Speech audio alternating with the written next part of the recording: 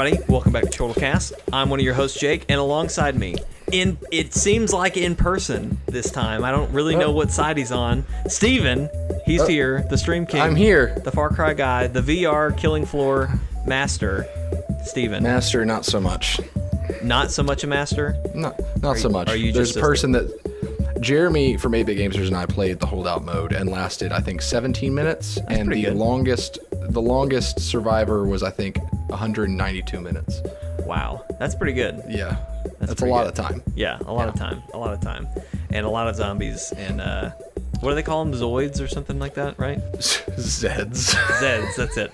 Zoids is what we say when we're Skylar and... Zoids is an anime from the early 2000s, late 90s about, like, animal mechs. It was on Toonami. Yeah. I'm leaning down because last week we lost our visuals. Our cameras went out, and I said I had cat cam, and I did not have cat cam. But today, ladies and gentlemen, I have a cat cam right now. So, Gatsby, this is your moment to be on the podcast. Would you like to say anything? What's that? You'd like me to start the show? Well, let's start it. If you didn't know, this is Chortle Cast, the official podcast of Chortle Games, where we talk about video games, TV shows, animes, movies, whatever the heck we want to talk about. And we've got a great show for you this week. We're going to be talking about some Destiny news. There's some splitting afoot. Some big things are coming. We're going to talk a lot about Destiny. We're going to talk about Captain Marvel and some stuff that Samuel L. Jackson has dropped that may have potentially a huge difference in the Marvel Cinematic Universe. And then we're going to talk about Division not coming to Steam. And then we're going to talk about Skyrim's composer supposedly not composing Skyrim or Elder Scrolls 6. So, anyway, it's going to be almost a good show. Made a big oof there. It's going to what? You almost made an oof there. I almost had to correct you. I almost made an oof. I know. I could feel Steven's almost brought the hammer down. Just like going around my throat and trying to do. Steven, since we're like actually together, let's try a high five. I hadn't. Yeah. Let's high five to prove that. So I know, but just for the sake of our viewers that don't have video, maybe our audio listeners, so they can get a better audio understanding of listeners, what's happening. Which side are you on? I think I am on your to your right. For my you right. Audio listeners. I'm gonna high five you with my left hand, and you should high five me with your right hand. And again, this is just a visual. It would work better. It would work better if I high fived with my left hand because I could cross over. Okay, so I think I'm gonna do that too. Okay, so we're gonna cross over. Okay, cool. You ready? Okay. 3. Don't go too far because I don't want you to punch me or anything. Right. It's not because I don't want your arm to go off screen because that wouldn't happen because we're together. Because we're here. We're together. Right, yeah. Exactly. So okay, are you ready? 1, yes. 2, 3. All right. Look at that. Was a good high five. Man, for all you audio listeners, that went perfectly, and none of you should go watch this on youtube.com /Chortle Games. You don't need to. It went perfect. It went perfect. Trust me. Without a hitch. But anyway, all right, so get started. How we always start the show, we talk about, we do catch up. That's where we catch up on games, what we've played this week, and then also what we watched this week. If we watched anything fun or exciting. So, Steven, you want to kick us off? What have you been playing or watching this week? I'm so glad that you mentioned watching. I know. I always have to remind Steven about watching because he always forgets that we watch things too. I've been watching a lot of things. Yeah. But I have been playing Division, of course. Got to get those shields. I'm almost done. A new outbreak or a new global event starts on, I think, today. So okay. I'm going to be diving back in for that. I've been playing some Switch. Finally started Wizard of Legend on Switch, so I'm starting over. Going to have fun with that. Anna and I have been playing some Overcooked. So that's a lot of got fun. Overcooked on the Switch? I did. Steven, we can play Overcooked online on the Switch. Oh my God. We should. That'd be fun. That's a stream coming to you soon. I got this game called Hive Jump, I think is what it's called. It's a $10 game on the Switch, and it's like Helldivers meets it's like a roguelike side-scrolling Helldivers. That's the best way to put it. Interesting. So you're like going into this bug tunnel, and it's up to 4-player co-op, and you just are side-scrolling, and you can aim your guns with the right stick and move with the left stick, and you basically fight bugs and try to get to the boss. So it has elements of a roguelike. But it's cool. It was a cheap game, and I thought, I'll pick this up. This seems like it's up my alley. It's fun. It'd be a blast with other players. I don't know if it's got online though, so we'll see. Well, we'll have to see. But I have been watching this show that I am so late to the party on, and I know I am. But I mentioned it to Jeremy during our Saturday night stream, and he had never heard of it. So maybe I'm not late. Maybe this is just an underappreciated gem. Yeah. There's an anime called Log Horizon. Have you heard of this, Jake? I have not heard of this. Log Horizon. It is Log Horizon. It is what Sword Art should have been. What? It is an MMO anime where the players are stuck. If they die, I'm only a few episodes in, but if they die, they don't stay dead. I don't think that's the risk. I think they just respawn. But it's like a low stakes Sword Art that's more focused on the concept of a video game rather than forced romance. Oh, this looks great. Yeah, and it explains itself a lot to where, like, one of the episodes they're fighting player killers, and it feels like players fighting in an MMO. And he's like, the main character is explaining the different classes and the different subclasses and the different skills, and it's like, where's this show been all my life? And guess what the main character is like. Just give me a general archetype that you think this main character is like. Class. He is a support mage who is a strategist for a band of like non-gilded heroes. So like there were these like, I think 8 heroes that would run the game together that weren't a part of a guild, but they would do raids. So they were like just this awesome group of adventurers. What service are you watching this on, Steven? Because I have to. Hulu dubbed both seasons. Oh my gosh, I'm jumping on this bandwagon. Yeah, this dude, his name's Shiro. He is what's called an enchanter, and they are. And I think by the end of this show, he might replace one of my 3 fictional characters that describes me. Wow. Because at one point he's describing his class, and he's like, the enchanter is kind of useless offensively. To where if they're caught in a one-on-one situation, they're at a severe disadvantage.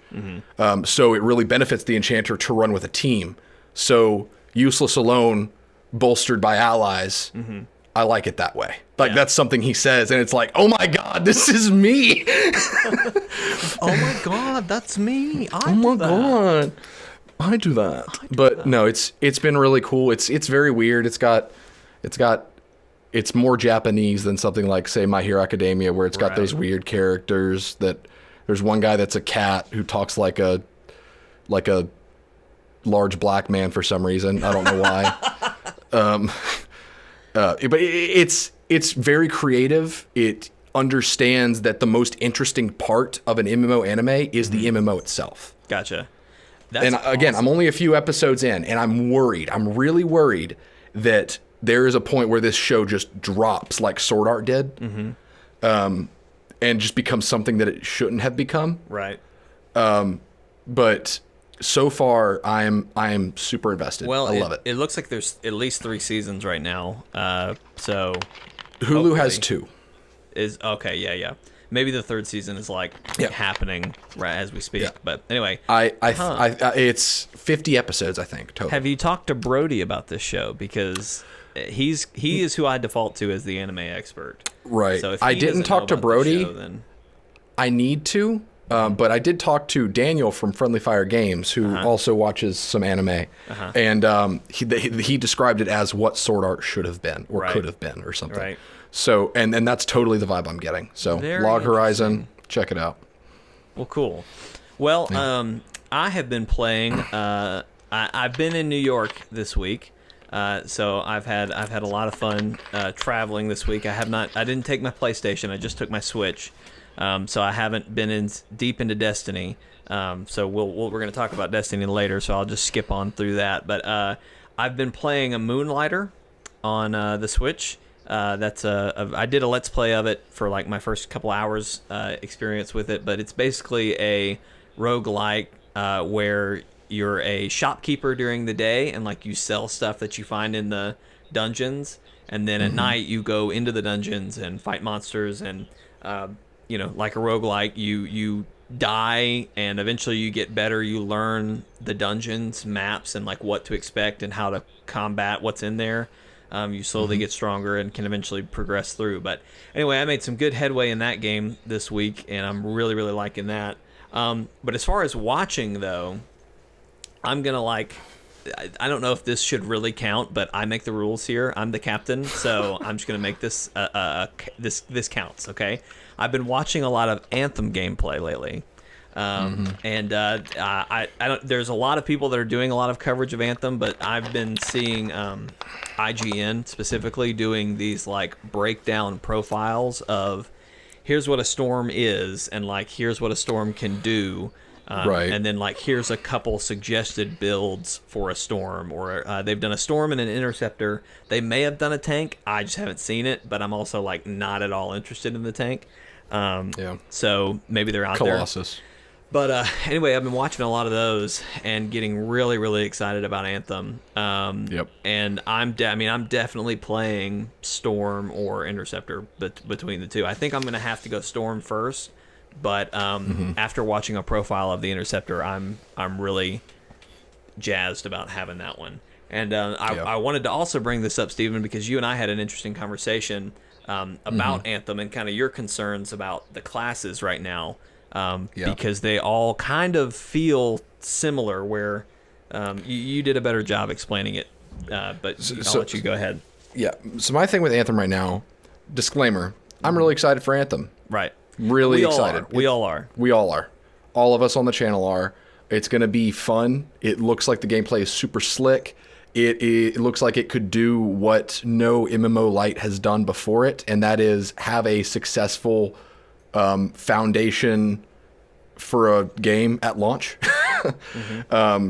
which Division took a while to get off, and so did Destiny 1 and Destiny 2. So Anthem looks like it could have created kind of a good recipe for a launch level MMO. But my concern is when looking at the classes, none of them really jump out to me.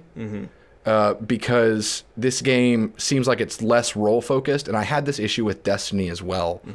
But the way I put it was, I feel about the Anthem classes right now the same way I would if Destiny's classes didn't have subclasses, because they feel kind of cut and dry, and they feel similar in such a way to where it's like.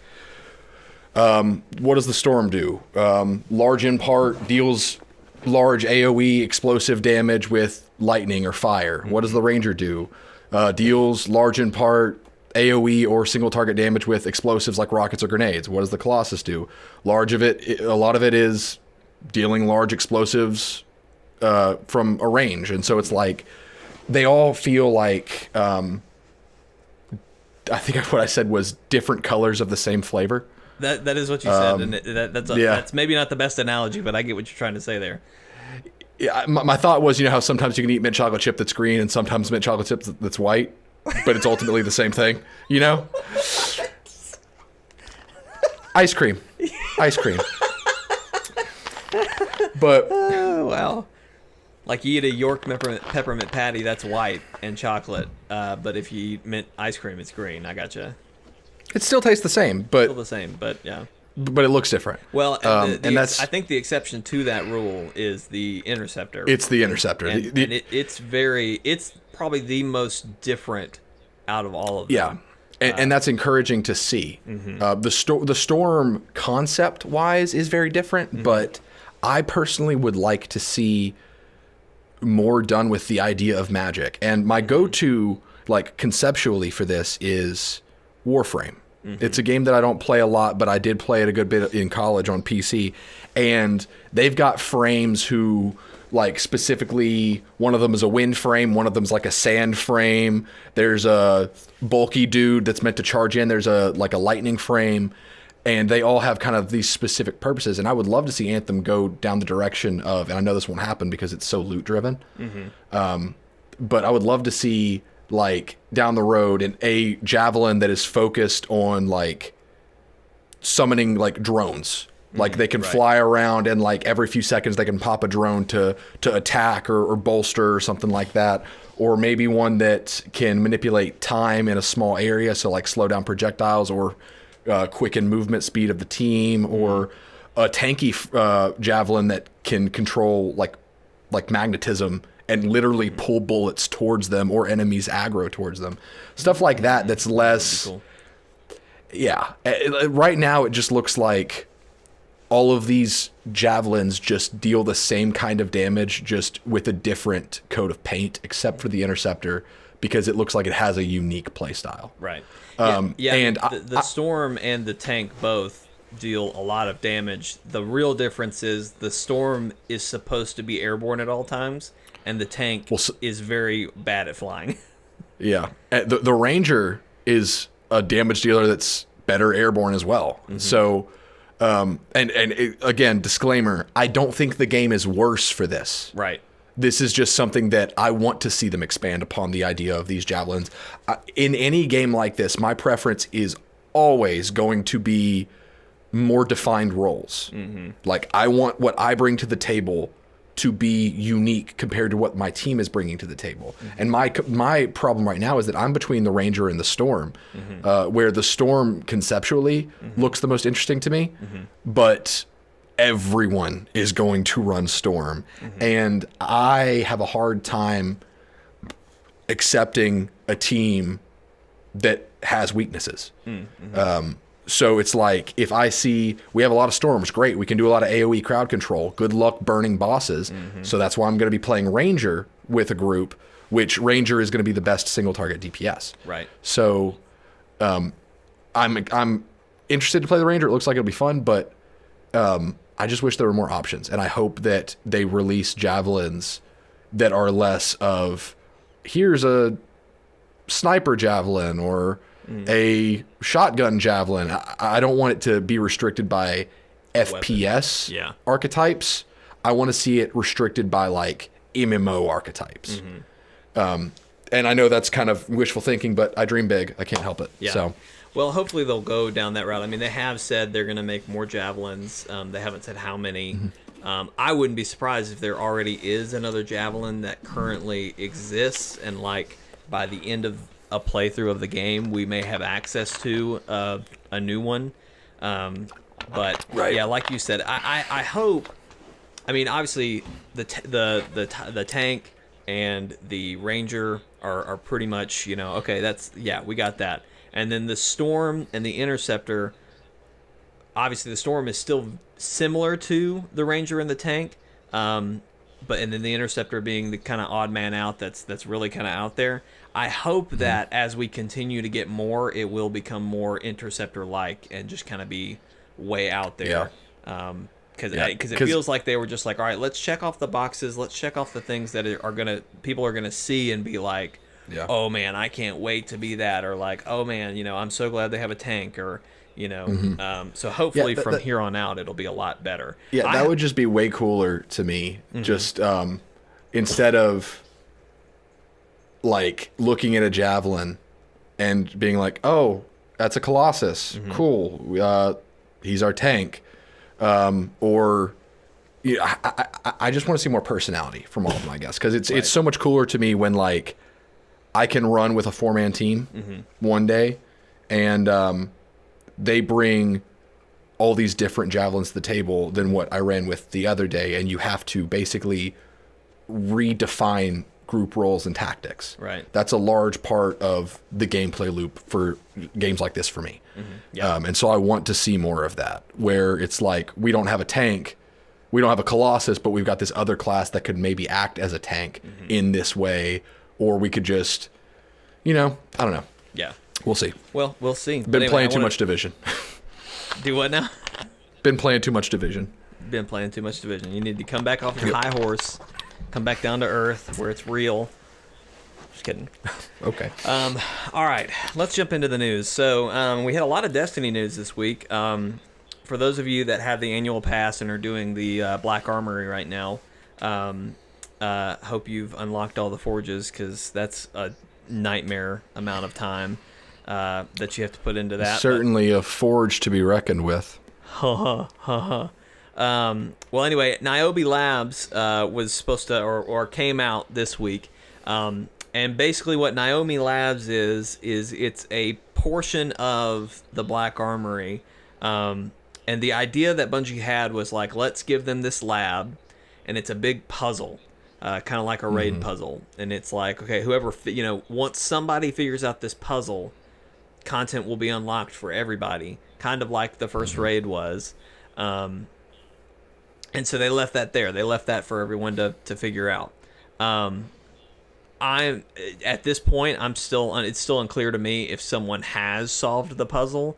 I don't think anyone has, but when they unlocked the forge, no one had solved it.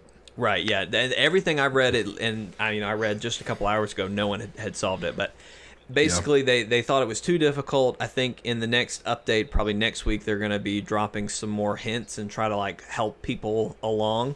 But basically, what happened was, here's this new content that's supposed to be out, and after 2 or 3 days, no one had solved it. And a lot of people were just kind of frustrated because it's like, okay, I've paid for this content. You've given me a puzzle that's impossible. I just want to play the next forge and get my next exotic and move on. So Bungie backed that down. They opened up the forge to everyone. They left the Niobe Labs puzzle is still there. Like I said, no one has solved it yet that I know of. But there's a special ghost and an emblem, I think, that you get if you complete it and unlock it. But anyway, I'm trying to get into... I'm working on trying to unlock I forget what it's called, the Bafrusha Forge or whatever the fourth and final forge is. I was working on that last night when I got back, but I have not gotten very far yet, so I'll let you know once I get into it. But anyway, I'll segue from there, though, into the really big news this week. Bungie and Activision have split, and Bungie has retained the rights to Destiny. Steven, what do you think about this? I think that, according to what I've heard, Activision was largely the problem. And I think what that has to do with them being the problem, quote unquote, is just how money gouging the game has been. Right. Through expansions, annual passes, all that kind of stuff. I don't know how much they affected the development side of things. So to ground everybody's expectations of, Activision's gone, Destiny's going to be perfect now. No, that's unrealistic. Right. That's just not how this works. Bungie designed the game to be the time sink that it is, and I guess I'm just speaking for the sake of like how I feel about the game as a whole, with my complaints that I've talked about in the past. I don't think that's going to inherently change. I think that the game is going to be less paywalled, which is good. And I think that if we move towards Destiny 3, which is highly likely, because it would make sense for Bungie to start fresh and then move forward from there. So they have complete control. I would be interested in Destiny 3. I would like to see what Bungie has in mind, but I ultimately think it's going to be like gameplay, like the repetition of the gameplay and everything, how the game plays and the end game and everything. I don't think that's going to really change. I think it's just going to be more of their business practices. Yeah, exactly. I think a lot of the people's first question is, so does that mean Destiny, like, are we not going to have a Destiny 3? What's going to happen? I agree with you, Steven. It makes the most sense. Obviously, they retain the publishing rights, and, Right. I don't know legally how that would all play out, but I have to imagine that somewhere, somehow, some way, Activision is still going to get some sort of financial benefit or ownership to Activision. They're going to have to get some kind of what's the word? They're getting a paycheck. Right. That's what I'm saying. Like, just between how legalistic it has to have been, somehow the term even Destiny 2 is going to somehow always loop back to Activision. So it would make the most sense for Bungie to, like, let's just start clean, like you said, start fresh. I don't think it'll be called Destiny 3. I think it might be called, like, Destiny Infinity or something like that, to just kind of hear, we're starting fresh, we're starting new, and just completely move on. Sorry, I keep interrupting you. I was trying to... No, you're good. A fact to support your idea of them having royalties. Is that, I guess, it'd be royalties. Yeah, royalties would be a good Destiny 2 is still running through the Battle.net application on PC. That is Blizzard owned. Blizzard is still connected to Activision. So Activision is retaining rights. They probably even get sales revenue from that. Percentage per sale just because of that. But moving forward, that's another one of those things that makes me think that they do want to start fresh, because if they're going to get Destiny 2 wiped clean from Activision's hand, they would need to start something new, figure out what they're going to do for PC distribution from scratch, and move on from the ground up. That would make the most sense. I completely agree. We know that the roadmap that we have right now, which is the annual pass with Black Armory, Drifter's Gambit, or Joker's Wild, what is it called? And then Penumbra. The third one that we still don't know a whole lot about. They've said that that's not changing. Bar some unforeseen problem, that's all going to happen on schedule, on par. I think we may see another year of Destiny 2 content, maybe.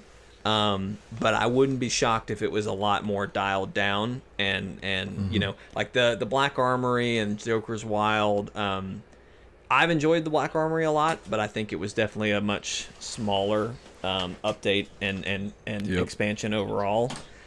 I wouldn't be surprised if it was similar stuff to that, or even smaller going forward after this current year of content. But then after that, and even before that's over, I would not be surprised at all if they announced, hey, we're doing Destiny, Destiny Infinity, or whatever they want to call it, to start the Destiny slate. Guardians.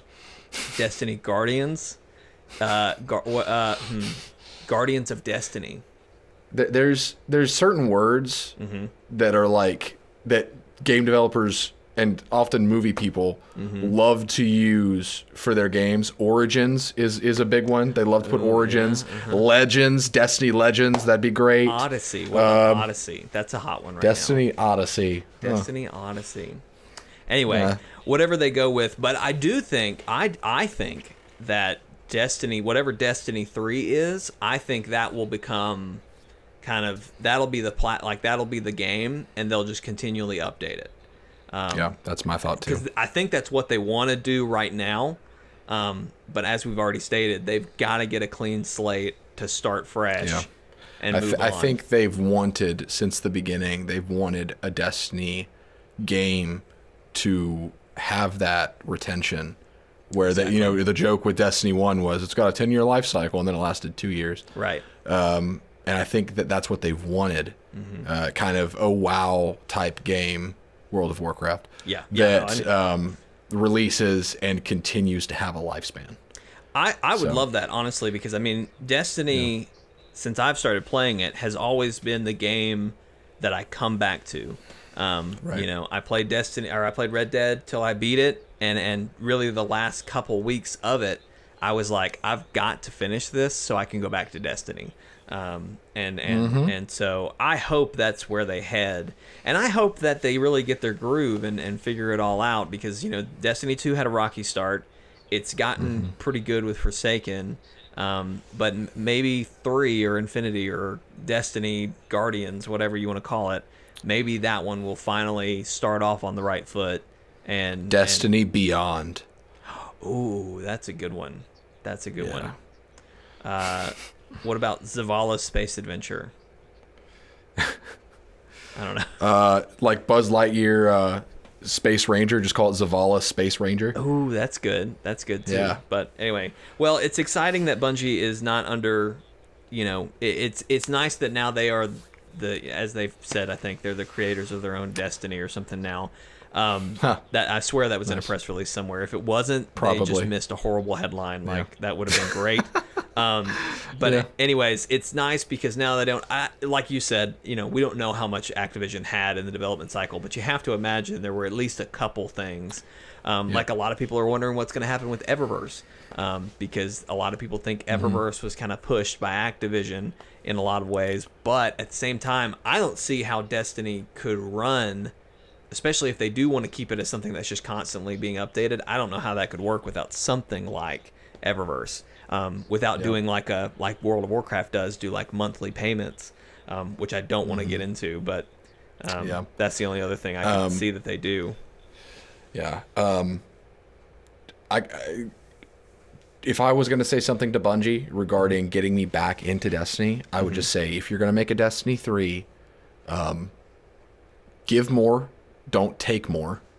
Like, give me the same or more at launch than Destiny 2 ended with. They gave me the reason to play with Destiny 2, with the story and the initial gameplay. Give me a reason to keep playing. That has been Destiny's struggle from day one, is that there's no reason to keep playing beyond the loot that you want. And that is desperately what it needs. And if they can do that, if they can make playing the game beyond getting what I want interesting, then they've got a good game on their hands. Right, absolutely. All right, well, let's move in. Let's transition a little bit here.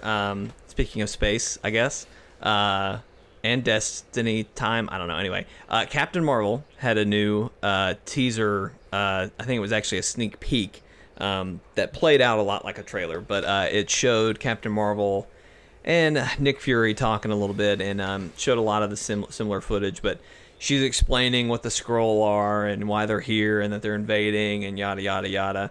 There was a lot of interesting stuff that happened in that, and I don't want to dive too deep into it, but what I do want to talk about is what Samuel L. Jackson said in an interview after this had aired. I'm trying to think of who he talked to. Sorry, I'm skimming back. He was talking to E.T., Entertainment, whatever. Extraterrestrial? I was like, extraterrestrial? What? I'm glad he found more work. Is it entertainment? It's entertainment news, but why is it just E.T.? Entertainment Tonight? That's it. Maybe that's it. Anyway, he was talking to them, and basically he was just talking about how she's probably the strongest character, yada, yada, yada. He was like, she could be as strong as Thanos, if not stronger, whatever. And then he, at the very end of his statement, he says she's one of the few people in the Marvel universe that can time travel. So, and that was like a bombshell. Like, no one had known that. I don't know that she can do that in the comics necessarily. I don't know if there's any precedent to that. She probably did at one point. But apparently she can time travel. So, yeah. What do we think of that, Steve?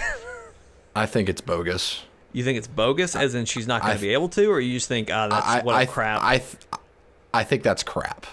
Like, because I am all for Captain Marvel making her presence known as a powerhouse, but you were bringing her into the spotlight, apparently with all these powers and formidability, at the end of the heroes that I grew up watching, at the end of their tenure.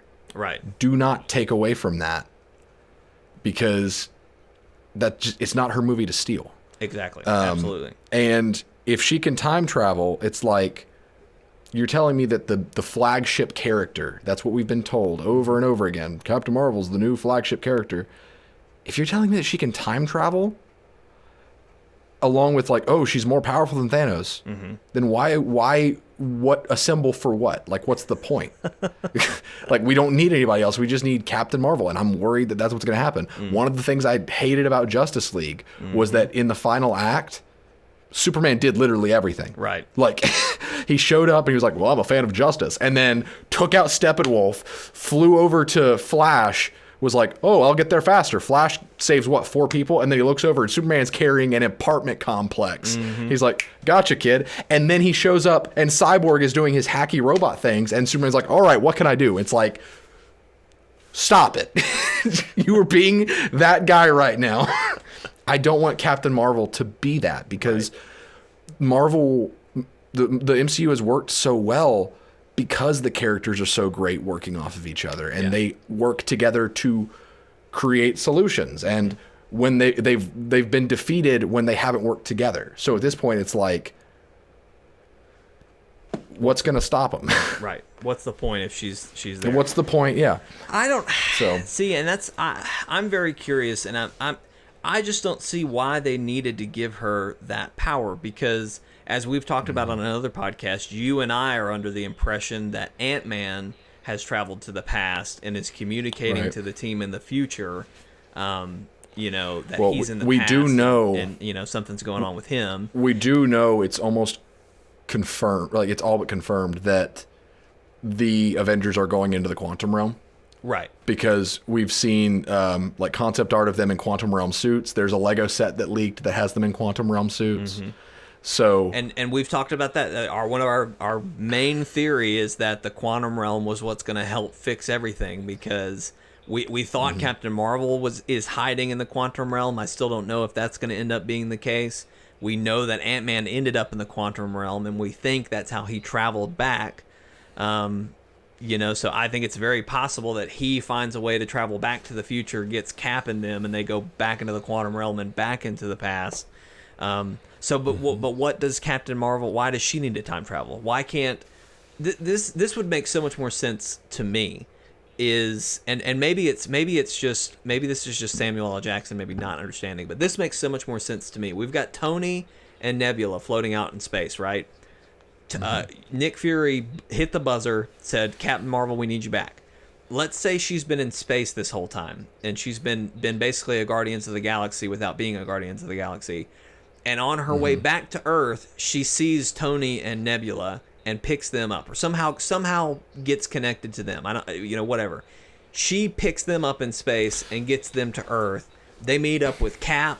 Let's assume at this point Ant-Man has figured out how to get back to the present. And then the whole team goes back into the past through the quantum realm. That makes so much more sense than Captain Marvel just showing up in the past and being like, "Oh yeah, guys, I can time travel, and I knew I needed to be right here." Like, I don't know. And even if it's not that, maybe it isn't even that simple. Maybe Ant-Man ends up in the past but doesn't know how to get back to the quantum realm to get back to the future. They meet Captain Marvel. She's like, "Oh yeah, I can time travel," and that she whips them all back. I don't know, but it's not necessary for her to have the time travel, because there's so many other ways they can do it right now. Yeah. I kind of think that, like, regarding Tony and Nebula at least, part of me is starting to think that they might end up in Nidavellir, the Forge. Because, like, if the Milano was failing and it was, like, needing repairs, I'm sorry. I can't believe I did that. The Benatar, not the Milano. If it was in need of repairs and was like was set to go somewhere, it would make sense that it would try to reunite with its escape pod. Yeah, that makes sense. So and Tony on Nidavellir would make a lot of sense. But I don't know. I at this point I'm having a hard time guessing, and I kind of like it that way. Oh, I'm so glad that I have no idea what's going to happen. And I love speculating and trying to figure things out, but this one just stumps me, because it just not that she can time travel, like that doesn't stump me. Like I totally that makes plenty of sense that time travel is definitely going to be a part of this movie. But it just we figured out so many other ways that it could work. I guess really just the quantum realm, but I mean, Tony could invent a time machine, like if that needed to happen, they could do that. But there's just so many other ways that they could time travel. I don't know why she needs to be able to, just with her powers. And if you make a main character that is going to be like a huge focus, again, flagship character, if you give them the ability to time travel, everything that happens from that point on has zero stakes. Right. And if it acts like it does, it's like, why don't you time travel it? Which is why a lot of people did have an issue with Doctor Strange and the Time Stone. See, and even that we've talked about, in our theory, we don't know what he did in the time between him saying there's one way we win. We don't know what he did at that point. He may have time traveled to Captain Marvel. That was my main theory, and told her what she needs to do. Maybe he teaches her how to time travel. Maybe she has the time stone, Steven. Maybe she has the... I don't know. I don't know anymore. Oh, Jesus. Too much going on. Let's move on. I'm done with that one. There's too much we could go into. All right. So I've got a story. So tell us the story, Steven. Well, it's not really a narrative, more so just something that happened. I was hoping you'd start with a long, long time ago in a galaxy far, far away. Once upon a time, there was this company called Ubisoft. They didn't know how to launch games on the PC. They were real bad at it. They pissed a lot of people off. And they also became our hero, Steven's #1 argument against the PC Master Race. Wow. Division 2, it was confirmed that it will not be releasing on Steam when it comes out. It's going to instead be going to the Epic Games Store. And I've heard a lot of people say that that Ubisoft is changing their business over to the Epic Games Store as opposed to Steam. So allegedly, all Ubisoft games from this point on will be launching with Epic Games. And honestly, gotta say, not surprised at all. No. Not one bit. No. Because Ubisoft was one of the first to create their own first-party client that said you can buy our games through this client and then play the games through this client. And guess what happens when you buy a game on the Steam store that's a Ubisoft game? You launch it through Steam just so it can open Uplay and launch through Uplay. So this is basically Ubisoft saying there are gamers out there that want Division 2 on the PC that refuse to buy it on Uplay. So why wouldn't we go to the place that's going to give us the most revenue? Absolutely. And it's a smart business move. It makes sense. It doesn't affect me at all because I'll be getting it on console, so I'll actually be able to have fun playing it. But thank you. I don't know. It just seems... It's interesting to me because there have been, since Epic Games Store launched, there has almost been this, well, I can do it better. I can do it better kind of move because, it started with Steam and they were like, we're changing some things so that we can, really support developers. And then Epic Games Store launched and was like, puh, that's nothing. Like, here's what we're going to do. We're going to blow your socks off with these prices and this cut. And then the Discord store, which was already kind of like better than Steam, but it was having trouble competing with. They came out and were even, they tried to up the Epic Games Store. So it's interesting to me that the Epic Games Store is still is they're not winning because Steam has a huge head start, but I'm hearing more about the Epic Games Store than I am the Discord store. I mean, I'm sure there are things that are going to it, but not big name things like Division 2 or Anthem or, anything crazy like that. So that's what I find interesting. When you fight an enemy that's bigger than you, your first thing you should do is make it bleed. Yeah. Oh yeah. And that is Epic's strategy here. They are showing Steam that they've got competition, and they are taking away a lot of bigger publishers while they marketed this decision for paying the developers more. They market it towards the indies. That's not at all what they had in mind. They had the Ubisofts in mind to where they knew that they could get the business of other companies, take it away from Steam. And they're playing the short game here because who's to say that these prices will stay the same? No one can say that because Epic right now, what they are doing is they are basically taking some of the mass from Steam, applying it to themselves, and then down the road when a fair fight has to be waged, they actually have bulked up and can actually start to go toe-to-toe with Steam on a more even level, even if the prices have kind of flattened. Yeah. Well, it'll be interesting, but that I just Division, obviously a game you're very excited about, and then the Epic Games Store is something that you have previously not been a fan of. I'm still not a fan of it. Right. Well, that's like you said, it doesn't affect you And that's the best part. But anyway. And regarding Division 2, just real quick, it has been announced that we should get more news this week. I think the 17th is when we're going to get some news. I think... Go ahead. Well, go ahead and finish what you're going to say. I'm thinking. I think that a lot, they've shown a lot to like privately, and that's when the embargo lifts. So I think we're going to see more footage, hear more about like the Dark Zone and end game and stuff like that. So look forward to that. So going down that rabbit hole, are you still as concerned as you have been about the launch window for this? Because No. I know you and I have been looking through the PlayStation Store, and like I've been trying to pre-order Days Gone, and there, the release date says 2019, even though we have, or well, obviously the release date is like December 2019, whereas we already know it's coming in February, March, I can't remember. And same for Division. When you checked, it had something. It had a weird date that wasn't the right one. So I'm less concerned now because, as most people probably know, but for those that don't, when a store listing is December 31st of the current or following year, that's a placeholder date. Nothing ever releases on December 31st. Right. That basically is TBA or TBD. But what concerned me was that I was wondering if it had been listed as March 15th on the PlayStation Store and that it had been changed to that placeholder date.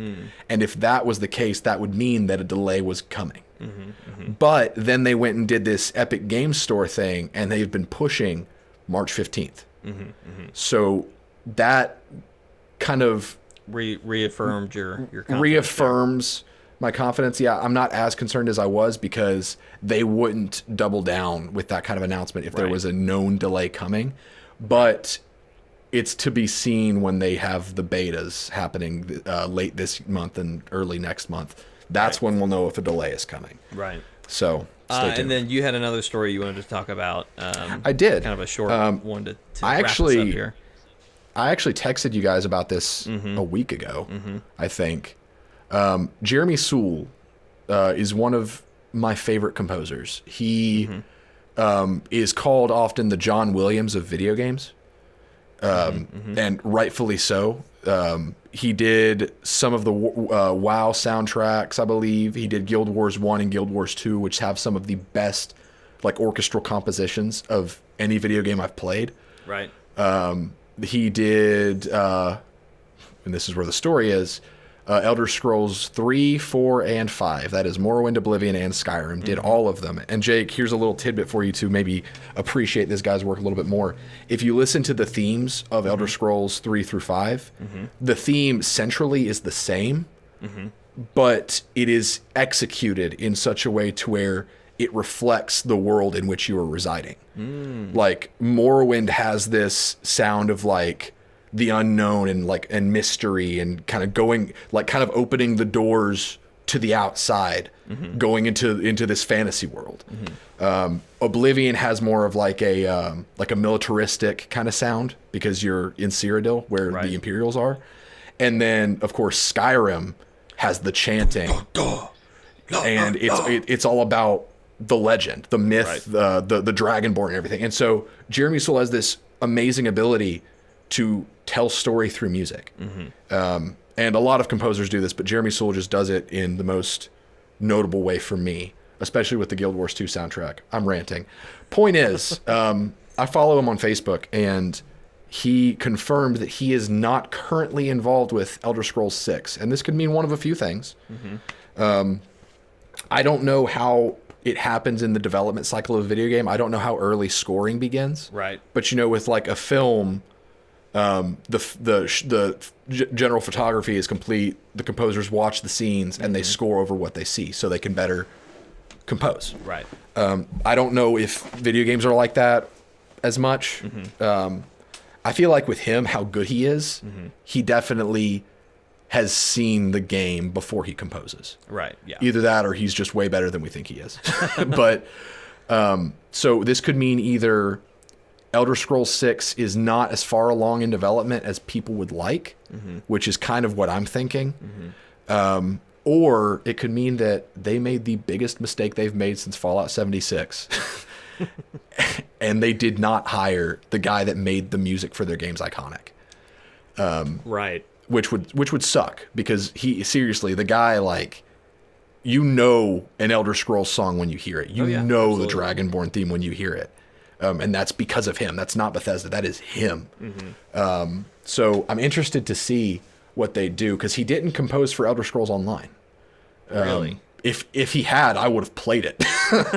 But no, he didn't, which was interesting, because he had done MMOs before multiple times. Mm-hmm. But he didn't compose for it. And so if they don't get him, man, that sucks. That would be really, really strange. I have to feel like they're just not far enough along that I think that's the case. They've even started that conversation. Yeah. But I don't know, because it just wouldn't make any sense if he's done the last 3, and obviously they've been well received. And he did say in that Facebook post where he announced it, he did say that, like, he loves the franchise and he loves working with the franchise. Uh-huh. And the current story isn't that he is not involved because he doesn't want to, but it's because he hasn't been contacted. Right. Huh. So that would be such a low blow. It just doesn't make any sense. Unless I mean, obviously, there could be some drama that we don't know about. Right. But that just seems like, if you've had him for 3 games, arguably he's gotten better and better each time. You know, and I mean, Skyrim was huge, and I mean, the people love the music from Skyrim. I just don't, unless there was some really crazy, he just got too big for his britches type of situation. I don't know why it's funny because would not want to bring him back. He hasn't taken on a lot of compositions lately. Mm-hmm. I don't think video game wise. Mm-hmm. So it's not that he's like this hot commodity right now that everyone's trying to get for work. Right. Although, fun fact, and I kind of hope that he takes this one instead of Elder Scrolls 6. Mm-hmm. But there was a fan outcry, and articles were being written because he had expressed interest. He wants to compose for the Amazon Lord of the Rings show. Oh man. Yeah, and if he does, man, oh my God, that would be the best thing ever. And I know, like Howard Shore, who did the Lord of the Rings soundtrack, did a flawless job. Oh yeah, like absolutely. One of the greatest compositions of all time. But to hear the guy that brought music to Guild Wars and Elder Scrolls bring music to Middle Earth would be wish fulfillment for me. Oh yeah, 100%. Absolutely. Well, hey everybody, thank you for watching this episode of Chortle Cast. We do hope you enjoyed it. If you did, there's a couple things you can do to help us out. Number one, if you're watching on YouTube, you're already at chortlegames.com, and you can leave a comment on this video. Let us know what you thought about these topics. You can like this video, you can share it with your friends, and we'd really appreciate that. If you're an audio listener, you can leave us a review on iTunes. Let us know what you liked about the show. If you enjoyed it, that really helps people find the podcast on that service. You can also be a part of the show by writing in at chortlecast@gmail.com. You can send in comments, questions, concerns, whatever you have, and we'll read those here when we get them, and we'll talk about them and discuss them. You can also hit up our Discord, which is in the description of this video on YouTube or on the podcast. You can join that Discord. There's a channel where we have specific things, a specific channel for podcast questions and everything, so you can be a part that way. You can also follow us at Chortle Games on Twitter and Facebook to see when we go live and when the podcast is posted and all that good stuff. And so the podcast is not the only thing we do here on the show. We have content 6 days a week right now. It's about to drop to 5, but we're still 6 right now. So Yep. Obviously, the podcast airs every Monday at 12 o'clock Central Time. This is our time to catch up on the last week's news and get you ready for the next week. On Tuesday, we do a thing called Team Up Tuesday. Steven, I'll be here for Team Up Tuesday this Tuesday, so we're doing some Destiny. Okay? I might not be here for Team Up Tuesday. Okay, I'm going to do some Destiny, okay? It depends on what time you'd want to start. I'm taking my sisters to see Spider-Man Into the Spider-Verse. Oh, you lucky SOB. That'll be fun. Well, we can talk about that. But anyway, we'll probably be doing Destiny. Maybe just me and Evan and old Jeremy from 8-Bit Gamesters. Who knows? It may just be me. Whatever. That's how I've been playing Destiny anyway right now. So, anyway, Wednesday we'll have our Let's Play. It's going to be this little stupid game called Roundabout. Steven, how would you describe this game? Roundabout. Roundabout. The one that had the really great acting. And the gameplay was just on top. My god.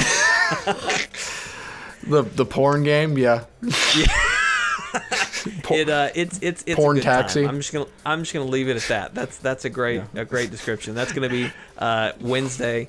You'll see me and Steven play that game. It's a lot of fun. And then on Thursdays, until we finish this series, Steven is playing the Uncharted series. You just started 3 last week.